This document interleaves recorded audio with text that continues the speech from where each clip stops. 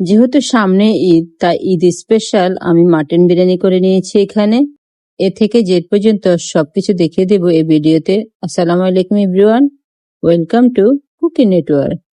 1 KG নিচ্ছি খাসির মাংস, আর 1 চামচ দিচ্ছি লবণ, আর পরিমাণ মতন দিয়ে দিচ্ছি সয়াবিন তেল। এবার আমি একটু কষিয়ে নেব। কিছুক্ষণ আমি খাসির মাংসটাকে তেলে একটু ভেজে নেব, তাহলে খাসির যে গন্ধটা আছে ওটা থাকবে না। এবার দিয়ে দিচ্ছি কিছু গোটা গরম মশলা। গুঁড়াটা আমি একটু পরে ব্যবহার করব। গরম মশলাটা দিয়ে আমি আবার একটু ভেজে নেব। কিছুক্ষণ ভেজে নেওয়ার পর এখানে আমি সরিষা বাটা, বাদাম বাটা আর রসুন বাটা দিয়ে দিব। এবার দিয়ে দিব কিছু পেঁয়াজ কুচি। এবার কিছুক্ষণ এই মশলাটা দিয়ে আমি কষিয়ে নেব। তারপর বাকি উপকরণগুলো আমি দিয়ে দেব। আমি এখানে দিয়ে দিচ্ছি 2 চামচ জিরা গুঁড়া, দিয়ে দিব 2 চামচ আদা বাটা। আমি আদা বাটাটা একটু বাড়িয়ে দিয়েছি যেহেতু এটা খাসির মাংস। কিছুক্ষণ আবার নেড়ে ছেড়ে দিব যাতে করে নিচ থেকে পুড়ে না যায়।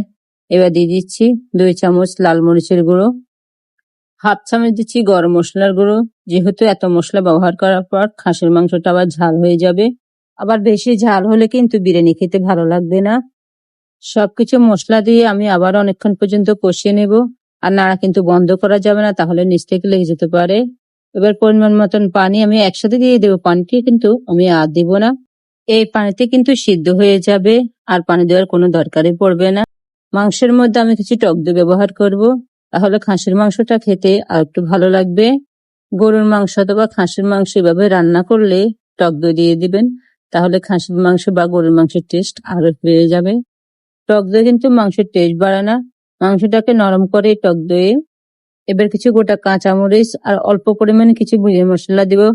আর বাকি যে বিরিয়ানি মশলাটা আছে সেটা আমি পরে ব্যবহার করব। এবার আমি নামিয়ে ফেলবো। 1 কেজি চালে যতটুকু পানি লাগে ততটুকু পানি আমি আগে থেকে বসিয়ে দিয়েছি। আর পানির মধ্যে কিছু আমি গরম মশলা আর 1 চামচ রসুন, 1 চামচ আদা বাটা, কয়েকটা গোটা কাঁচামরিচ আর 1 চামচ লবণ দিয়ে আমি একটু নেড়ে ছেড়ে দিব।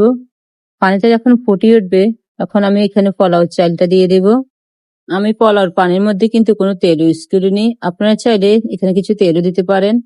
আর পোলাও চালগুলো আমি আগে থেকে ধুয়ে পানি জড়িয়ে নিয়েছি। আপনারা যদি চান এখানে কয়েক চামচ গুঁড়া দুধ দিতে পারেন, তাহলে পোলাওর টেস্টটা আরো বেড়ে যাবে আর বিরিয়ানিটা খেতেও বেশ ভালো লাগবে। এবার একটা ঢাকনা দিয়ে কিছুক্ষণের জন্য আমি রান্না করব। আপনারা যদি পোলাও রান্না করতে না জানেন এভাবেও রান্না করা যায়, এভাবেও রান্না করে নেবেন। এবার ঢাকনাটা সরিয়ে আমি আবার একটু নেড়ে ছেড়ে দিচ্ছি। চালের মধ্যে কতটুকু পানি আছে দেখতে পাচ্ছেন। এমন অবস্থায় আমি যে খাসির মাংস রান্না করেছি সম্পূর্ণটা খাসির মাংস আমি চালের মধ্যে দিয়ে দেব। এবার কিছুক্ষণ আমি আবারও নেড়ে ছেড়ে দিচ্ছি।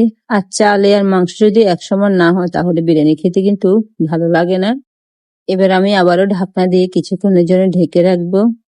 বিরিয়ানি মশলা অর্ধেকটা কিন্তু আমি যখন খাসি রান্না করেছি তখন দিয়েছি, আপনারা দেখতেই পেয়েছেন। আর বাকিটা আমি এখন দিয়ে দিচ্ছি।